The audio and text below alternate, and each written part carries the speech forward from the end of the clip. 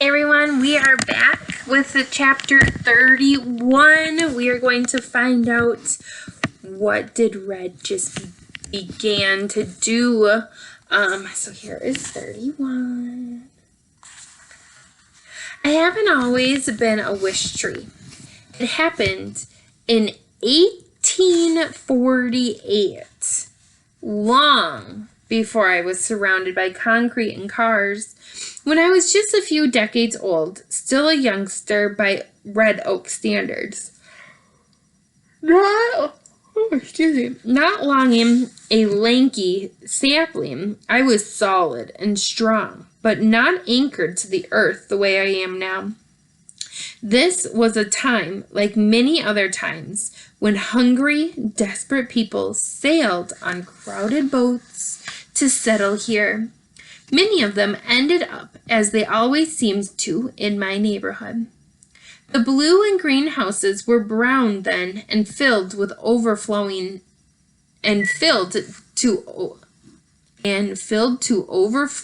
with new arrivals.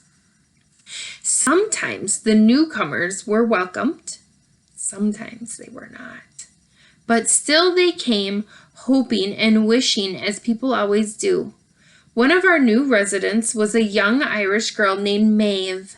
She'd voyaged across the Atlantic with her 19-year-old brother who had died of dysentery during the trip. Their mother had passed away shortly after Maeve was born. Their father, when the children were 9 and 12. So, kind of what this is saying is there's a little girl named Maeve, and she's Irish. So if you look up where Ireland is on a globe or on a map, they had to go across the Atlantic Ocean to come to the United States. During that trip, her brother, her 19-year-old brother, had died of dysentery. And then their mother had passed away shortly after Maeve was born. So it's just their father. It was just their father and the two kids. So, back to our story. Maeve was solid and plain, but when she smiled, it was like sunshine peeking through the clouds. She had a deep laugh, and her hair was a brilliantly red as my finest autumn attire. 16, alone and penniless, Maeve shared a tiny room with 5 other immigrants. She worked night and day, cleaning and cooking and doing whatever she could to stay alive. Maeve soon discovered she was gifted at caring for the sick. She had no special knowledge, no secret remedies, but she was kind and patient, and she knew how to soothe a fevered brow with a cool cloth as well as anyone. What she didn't know, she was willing to learn. As time passed, word grew of Maeve's abilities. People brought their sick piglets and their sick horses, their coughing children, and frightful babies. Always, she explained that she wasn't sure she could help, but since people in the neighborhood were too poor to go to a doctor, they turned to Maeve. And since people believed she could help them get better, Maeve tried to live up to their hopes. When she succeeded, and even when she didn't, patients and their families would leave small tokens for her. A whittled figurine of a bird, a hairpin, half of a loaf of bread. Someone once even left a leather-covered journal with a tiny silver key that opened the lock. Have we heard about a key being given to someone? Yeah, Bongo kept it in his hollow, right? And he gave that to Samar. So that's where this key comes from, way back at the beginning of Red's life. When Maeve was out tending to someone who was sick, people took to leaving their thank yous in my lowest hollow. It was still a fresh wound, just as a couple of seasons mended. But because it faced the house where Maeve roamed and not the street, it was a safe place to leave a token of gratitude. That's when I realized the hollows can be a good thing for people, not just birds and animals. Little did I know just how good.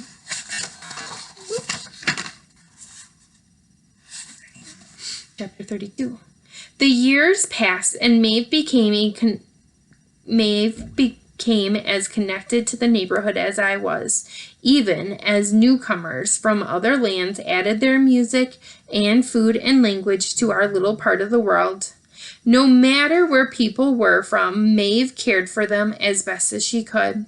I grew tougher, my older limbs less pliable, my shadow longer. More trees and shrubs joined me, but there was plenty of sun for all of us, and we never wanted for water. I'd hosted many families by then, mice and chipmunks in particular. My closest confidant, meaning like friend, someone you can talk to, was a young gray squirrel named Squibbles. All squirrel names begin with S-Q-U. They're Squibbles. Squibbles was easily fond of Maeve, who often fed the little squirrels table scraps. Privately, Squibbles and I worried about Maeve. Along the way, Maeve had seen a suitor or two, but nothing much came of those flirtations. So a suitor was like someone who like you would maybe date or someone you were interested in, but nothing ever came of it. She had friends aplenty and work to do from dawn to dusk. Still, she seemed lonely. Sometimes Maeve would sit on the porch steps watching happy families stroll past, and her eyes would well up with tears.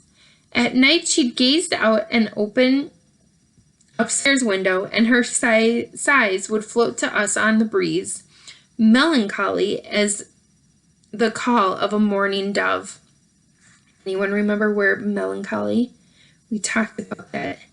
Oh gosh, what was the other book? Because of Winn-Dixie, right? The dad said that it was a melancholy howl that Winn-Dixie had. Or no, I'm sorry. It was a melancholy when he had the litmus lozenge, and he said that it had tasted melancholy. That was that hint of sadness, right? So that her sighs had like a sadness to them. Often Maeve would sit at the base of my trunk and write in her journal. Now and then she'd read passages aloud. She spoke about the Irish countryside fading into fog. She spoke about her family she'd lost. She spoke about her secret hopes and fears and longings. She had love to give and no one to give it to. Maeve adored early mornings, when the world was bathed in mist and the sun was still a promise. She would lean against my trunk and close her eyes and hum a tune from her childhood. One day, the first day of May, Maeve joined me at dawn. To my surprise, she reached up to my lowest burrow and gently tied a scrap of blue striped fabric in a careful knot. "I wish," she whispered, "for someone to love with all my heart." That was my first wish and the beginning of many more. Chapter 33.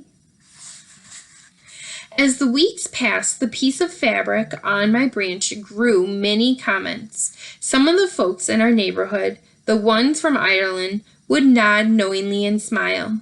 To them, Maeve would simply say in her lifting voice, "That's my rag tree. She's not a hawthorn, but she'll do just fine." People who'd come here from other lands, and there were many of them, would frown at the rag or even reach up to remove it. Maeve would warn, "Don't you be touching my wish now." Patiently, again and again, she would explain how in her old home, leaving wishes on a raggy tree was a time-honored tradition. Now and then, people would ask Maeve what she'd wish for. She'd tell them the truth with a sigh and a weary smile. "Nothing much, just someone to love with all my heart. Nothing much at all." Sometimes people would laugh. Sometimes they would roll their eyes. "A wish on a rag won't bring you love, dearie," they would say.